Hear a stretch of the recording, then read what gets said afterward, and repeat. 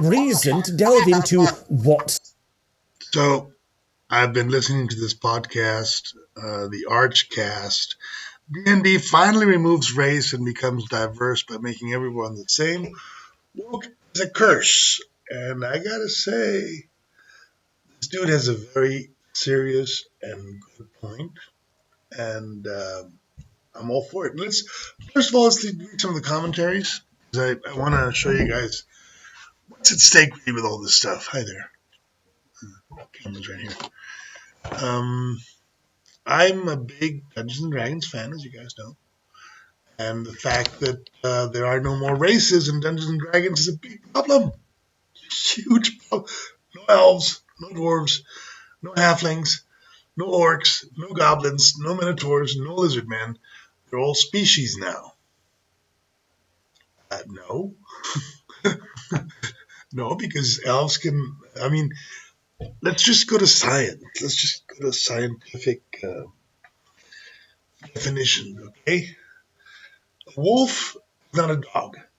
It's a wolf. It's a different species. A Chihuahua, a Great Dane are both dogs. They're the same species, different race of dogs. Simple mathematics, as simple as it can get. You can't screw with it. I don't care that people say that we're all the same. We're not. Okay? Scandinavian and a pygmy from deepest Africa and an aborigine and a Huichol, they're not the same. They're different races. Guys, Dungeons and Dragons is a fantasy game based on history, reality, and particularly conflict. And the biggest conflict we've had throughout history has been racial, religious, and political. You're not going to solve the conflict by denying the reality of the matter. We are not the Borg. We cannot be assimilated into one big gray goo mass of penguins dressed with bankers' clothes. I mean, we can, but it's not the best solution for our species. Different races have different needs. You know, um, this all comes from the Catholic, and the I think the Jesuit concept of the Jesuit concept of um, the universality of man. Everybody cannot be Catholic, especially if nobody wants to be Catholic anymore. So let's listen. I'm not gonna put all of it. I recommend that you go to his channel, subscribe, and check out what the man is saying. I'm gonna put a little bit. Let me just tell you some of the comments. Mine is, I fucking love this. You're based as fuck. I thought color blindness was racist. Okay, that's interesting. I don't need a lesson on race by hacks that think orcs are black stereotypes. There's the whole thing. There's the whole thing. So, orc shamans, goblin shamans, troll shamans. Yes, Scary Gygax and that crowd were old American gringos that, did not really appreciate maybe. They were probably Christian bred, turned against the religion because they did Dungeons and Dragons. But basically, their culture was, American Indians had shamans, uh, Amazonian Indians had shamans, Africans had shamans. So yeah, orcs have shamans, goblins have shamans. So yes, there is of course a connotation of orcs may be black people or Native American. Who knows? The point is, it doesn't matter. This is a freaking fantasy game, and what you're doing is you're giving people a chance to express, you know. Here's another one, guys. Orcs are orcs. So sure, they may represent some of the most savage aspects of the fears of the white dead guys that build Dungeons and Dragons? Sure, absolutely, granted. But they're orcs, man. They're friggin' orcs. They were written by Tolkien to represent Nazi Germany. They had been corrupted. They're elves that had been corrupted by Sauron to become orcs. Ergo, they were Europeans that had been corrupted by Sauron to become orcs. Nazis, right? Read your history. Tolkien wanted to fund the wars, and he wanted to represent those wars. Tolkien was a Catholic. Tolkien was not going to talk about shamanism. There's no shaman orcs in Tolkien's books, man. They were just orcs. Gary Gygax made the orc shaman and all those, and they came in later. They came later from the groups of D&D players that were, the OG guys like myself. I'm an OG. I used to play, Dungeons and Dragons when the Red Box came out.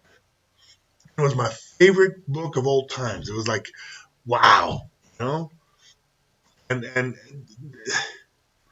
was basically four player races: humans, halflings, dwarves, elves. That was it. Those were the good guys, and every other race in the book was monsters. It was considered. It was in the monster manual. The story. Obvious reasons. It's a war game. You're there to fight something. So what I'm trying to say is we need to chill out about disappearing language and disappearing history. Because finally, at the end of the day, Dungeons and Dragons is a semi-historical game. It's a war game, God. Um,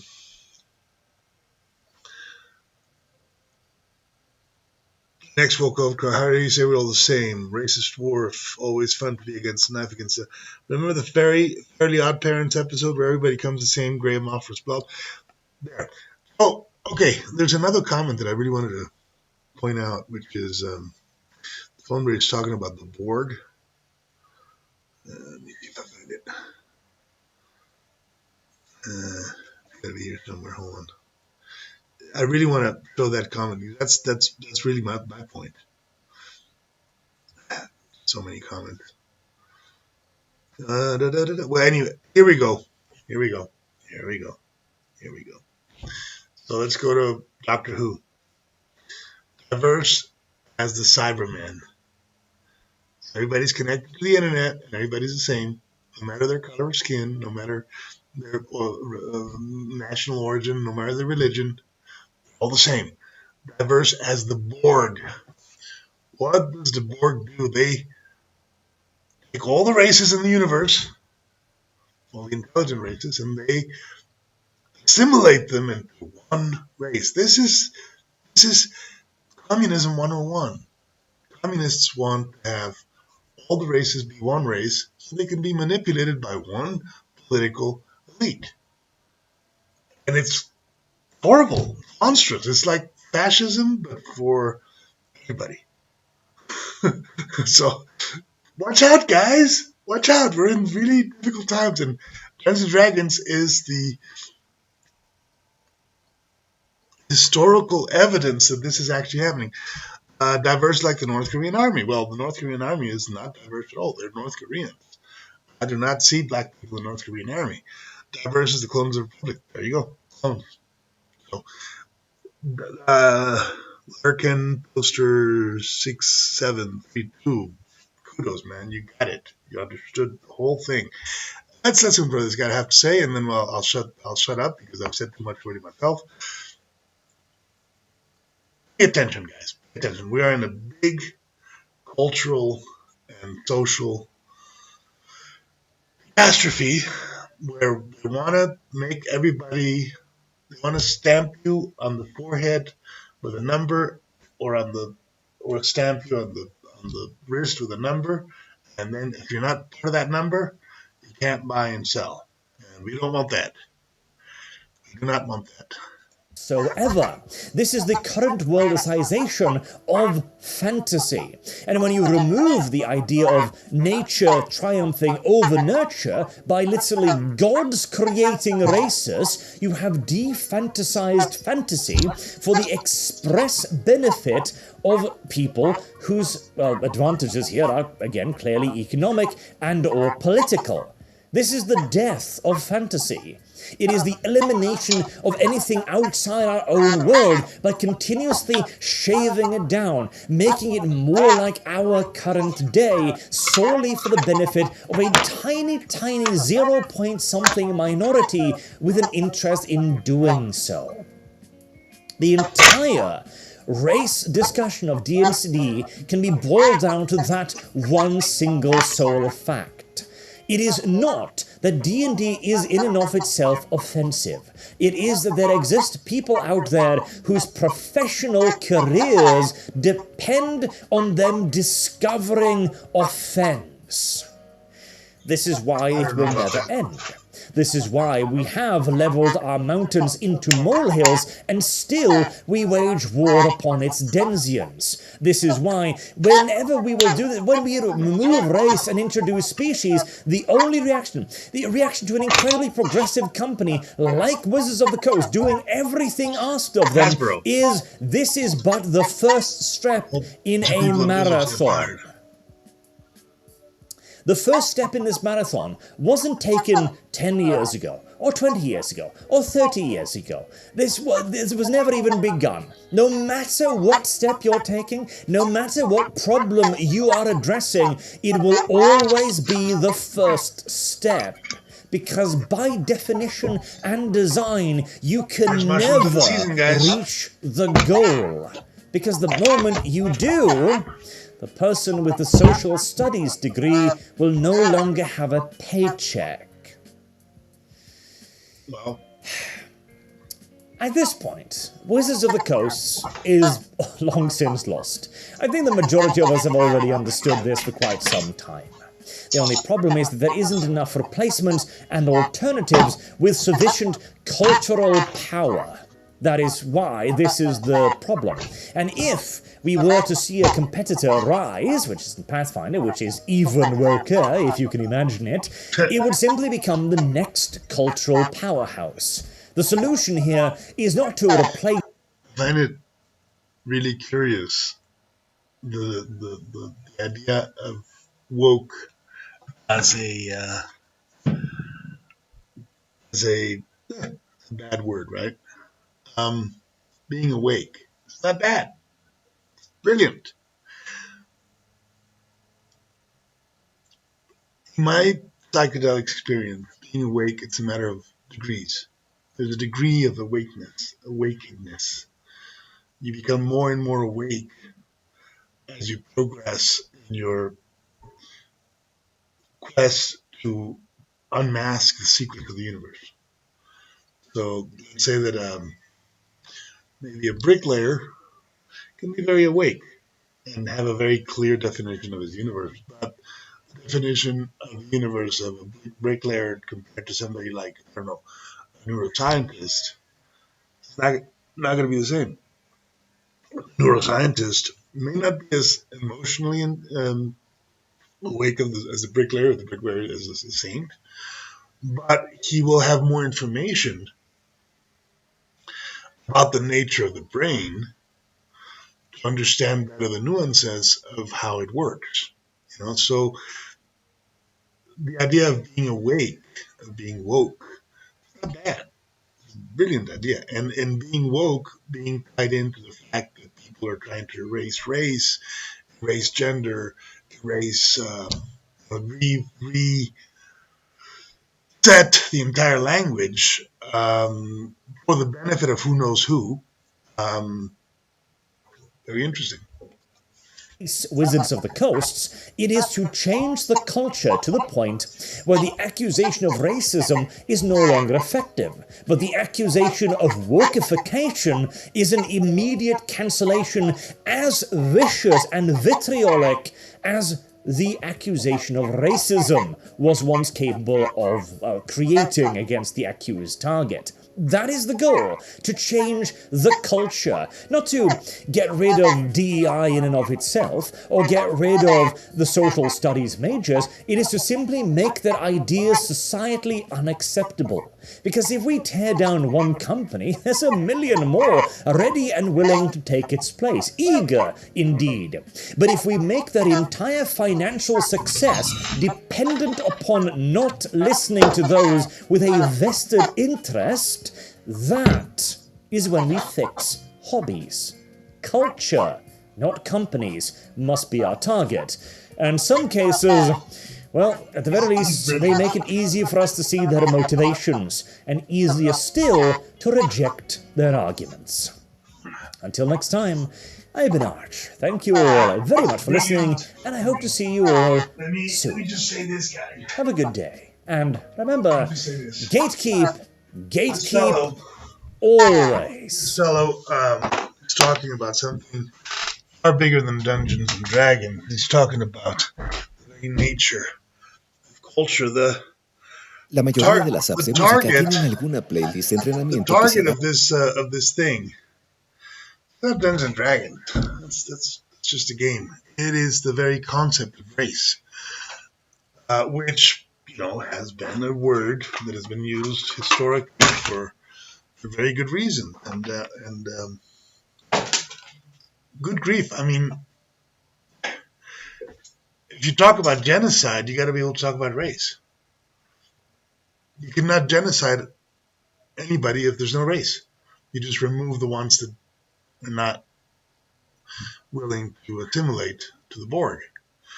So, to be able to talk about race is to defend races. Simple, really, when you think about it. So, Dungeons and Dragons, being a game that is based primarily on different races fighting each other, has to be one of the most important targets of this new, there is no race, there is no gender, there is no history. Let me just give it to you. The end of history, the end of religion, the end of nationality, the end of race, the end of gender, the end of family. That is also in the agenda. If you don't know what agenda I'm talking about, you have to study history a little bit more. I'm not going to tell you because I don't need to. You figure it out yourself. But we are a key point in the history of mankind where we will define what mankind means. And we may lose. We may actually become the Borg. But just as I am speaking of you about this right now, there is somebody else trying to figure out how to have me not say what I'm saying. Because they cannot win unless the information is erased, censored. So, anyways, that was the deal, guys. Just show you something. I am a big fan, as you can tell, of Asterix and Obelix, Alex. And I want to show you a very important racial stereotype. There we go. Now, we can erase Asterix and Obelix because of that image of that black drum player. So we can just relax and do it. Okay? It's not going to make you less racist if you just allow yourself to enjoy cartoon. Good grief, guys. Hispanos. Bretones. Y también galos. Right. So Asterix is the most racist cartoon in the history of racism, right? Because it's all about the French and the Gauls. And they are the supreme, the race, the master race, right? But they're history buffs. Look, there we go. So you see that? Now, I'm not racist. I have black friend, yellow. I have a Chinese mother-in-law. How can I be racist if I have a Chinese mother-in-law who I love beyond all compare? Look at that. I'm not trying to demoralize or do a hit piece or, be racist. I'm just showing a cartoon that is funny. People don't have noses the size of a watermelon. People don't have, mustaches the size of an arm. Good grief, people, relax, have fun, enjoy the world, enjoy the fresh air. Go out now and then, and have a mushroom from the woods. Not too many though, because they're for me. Have fun, have a cup of coffee. Go, to Starbucks and have a cup of coffee, whatever. Go watch a movie. Do not fall into the machine that's trying to dehumanize you and make you what you're not. Because it will. And you'll throw us in the mix. And no. So, thanks for coming. Enjoy your cartoons, enjoy your Dungeons and Dragons, enjoy whatever you enjoy without guilt. You're not racists. Having a good time. Right? You're not racists for telling a racist joke. You may very deeply love somebody of another race and still be able to tell a racist joke. I've had black friends that tell racist jokes about whites. I don't take offense. Why don't I take offense? Because they're jokes. They're meant to be funny. They're meant to highlight the diversity in which we are living. You want to have world peace? Start by respecting each other. Not a machine-like, Borg-like level, but just as human beings that accept the differences and are able to have fun with it. If you can't laugh at a joke, you're in trouble. So are we. So think about it, all right? Thank you. I've gone too far. I just wanted to tell you that it's a good video, and this guy is based, and Dungeons & Dragons did not need to purge the word race from their books. That was a bad move. Bad, Hasbro. Bad move. See you guys later. Bye. Bye. Close this.